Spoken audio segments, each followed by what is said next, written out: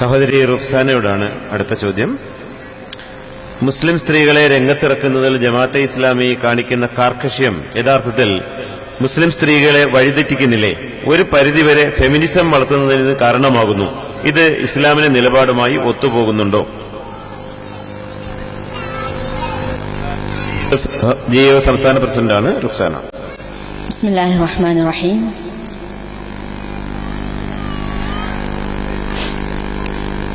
ചോദ്യം: ജമാഅത്തെ ഇസ്ലാമി മുസ്ലിം സ്ത്രീകളെ ഇങ്ങനെ ബലാത്കാരമായി അല്ലെങ്കിൽ മറ്റു സംഘടനകൾ ചെയ്യുന്നതിനും അപ്പുറം കൂടുതൽ ശ്രദ്ധ പുലർത്തിക്കൊണ്ട് പൊതുസമൂഹത്തിലും പൊതുപ്രവർത്തനത്തിലും ഇടപെടുത്തേണ്ടതുണ്ടോ? ഇത് വഴിതെറ്റിക്കുന്നില്ലേ എന്നതാണ്. രണ്ടാമത്തത്, ഫെമിനിസം വളർത്തുന്നതിന് ഇത് ഒരു പരിധിവരെ കാരണമാകുന്നില്ലേ എന്നതുമാണ്.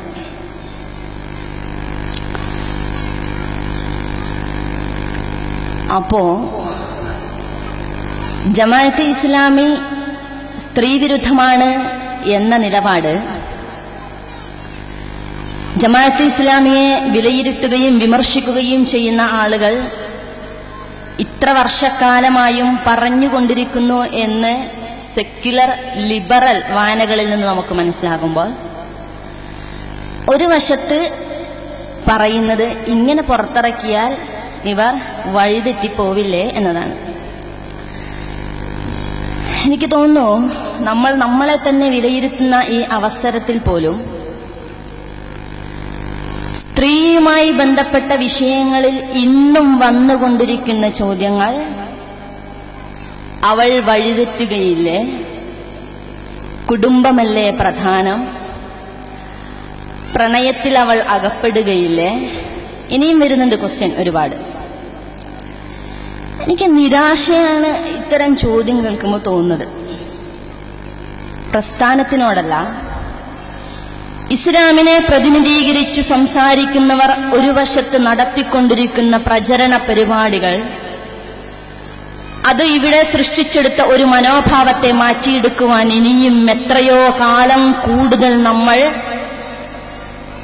വളരെ ശ്രദ്ധാപൂർവം പണിയെടുക്കേണ്ടിയിരിക്കുന്നു എന്നതോർക്കുമ്പോൾ യഥാർത്ഥത്തിൽ പ്രയാസമാണ് തോന്നുന്നത്. കാരണം സോഷ്യലിസം, സെക്യുലറിസം, ജനാധിപത്യം തുടങ്ങിയ ചോദ്യങ്ങൾ വരുന്നത് അത് പുരുഷന്മാരെ ഉദ്ദേശിച്ചാണ്.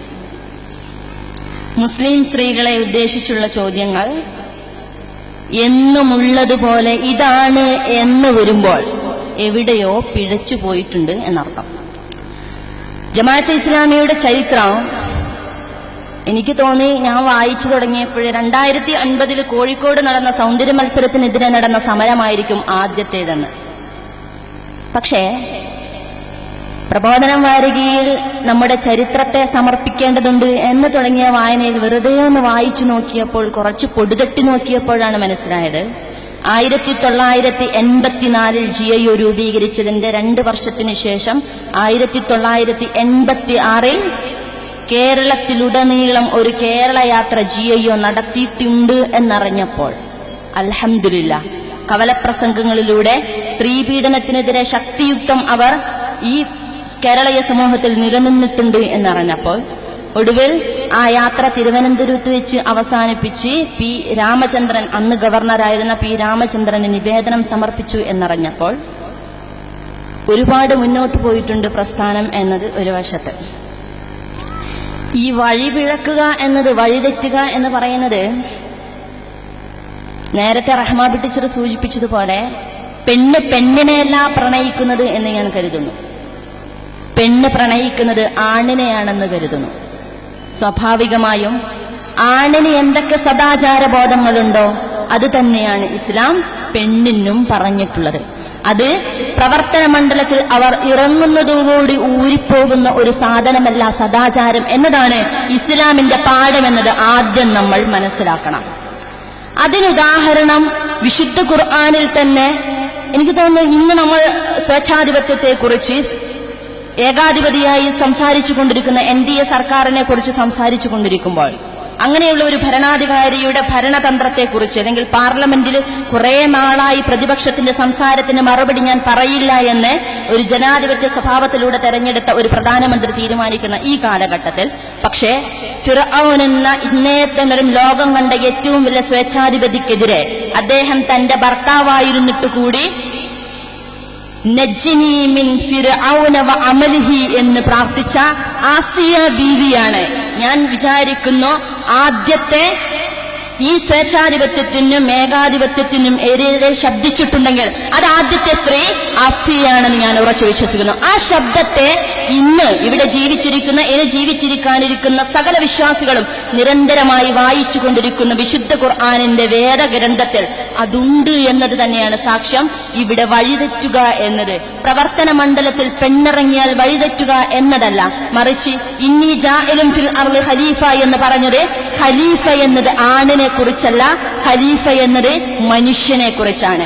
മനുഷ്യൻ എന്നത് ആണല്ല, മനുഷ്യൻ എന്നത് ആണും പെണ്ണും അടങ്ങുന്ന മനുഷ്യ കുലത്തോടാണ് അള്ളാഹു സംവദിച്ചിട്ടുള്ളത് എന്നതുകൊണ്ട് തന്നെ ഇതിന് ഇനിയും പെണ്ണ് എന്ന് പറയുന്നത് വഴിതെറ്റാൻ വേണ്ടിയല്ല പ്രസ്ഥാനം പ്രവർത്തിച്ചു കൊണ്ടിരിക്കുന്നത്.